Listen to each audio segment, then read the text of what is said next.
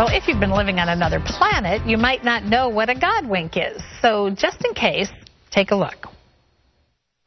A man takes a long road trip with his family and stops at a random gas station. As he walks past the payphone, it rings. He answers. It's for him. An airman becomes a prisoner of war in Vietnam. While he endures 6 years of harsh captivity, a 16-year-old cheerleader prays for him every night. 40 years later, their paths cross in a 55,000-seat baseball stadium. According to best-selling author Squire Rushnell, these aren't mere coincidences, but divine appointments. He calls them Godwinks. Please welcome back to the 700 Club a dear friend, Squire Rushnell. It's so great to have you here. Good morning, Terry. You have just really blessed people with this whole realization and understanding of Godwinks, those moments where God speaks to you, ordains circumstances that just meet a need right in a moment where you're looking for a word or a hope. Well, you know, God does talk to us in so many different ways, and Godwinks is just one of them. Yes. And it's these little experiences that happen to absolutely everyone. And my job, I feel like Godwinks are like gifts left on the doorstep. And my job is to get you to open the door and open your gift. And they're find there. A wonderful surprise inside. Oh, there are. And, you know, and biblically it says, acknowledge me and I will direct your paths. Amen. Now, if you acknowledge the Godwinks that are in your life, they are the signposts along the way. Just acknowledging those signposts, and God will direct your paths. And you know, when you start to do that, it's like your antenna begins to go up, don't you think? And you start to notice more and more places where God is speaking to you, showing you something, encouraging you. The more you see Godwinks, the more you see them. Exactly. Talk a little bit about your newest book, Godwink Stories. This is a devotional. How is it different from the other books that you wrote? Well, all the books have messages of encouragement and stories from people, but this little book has stories directly from these are the actual stories of the people, the letters that they have written, and my wonderful wife Louise, who you happen to know very well. She did all of the biblical teachings for the books, and so every story has a biblical foundation, and they are very snackable. There are 52 little stories in here, and you can read one before you go to bed every night, or just sit down and read the whole book. Give us one right now. Talk about the Roma Downey and her story in the book. Well, Roma, we love Roma Downey, and we all remember her from Touched by an Angel, and that show was seen by 20 million households when it was on the air. And she used to frequently visit children's hospitals. And one day she was in the hospital and she was walking down the hall and she saw a bereaved mother coming from the room being supported by a nurse, and her tears were streaming down her face, and Roma could see past a lifeless body was on the bed beyond a child had just been lost.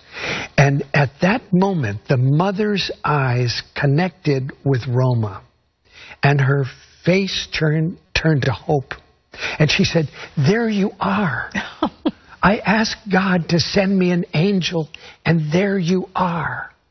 Now, Roma said, I wanted to say, no, I'm just an actress. I'm not really an angel. I just play an angel on TV. But she simply reached out and hugged the woman and said, "Let me pray with you." She went outside after a few minutes and she called her friend Della Reese, her confidant, right away and said, "Della, I feel like such a fraud. I mean, there was a vulnerable mother, and she thought that God had sent me to comfort her." And Della Reese said, "Honey, what makes you think he didn't?" Sometimes we have to get out of the way and let God use us to channel His grace. And that is exactly what happened. That was a wonderful Godwink in that experience for Roma and for the mother. Actually, we're supposed to live like that. Yes, we are. Every day. Yes. Do you have a favorite story in the book? Well, I like the story about Jimmy. Jimmy was heartbroken when he got the call that his mother in the nursing home that it was time for them to rush. And the call came from hospice.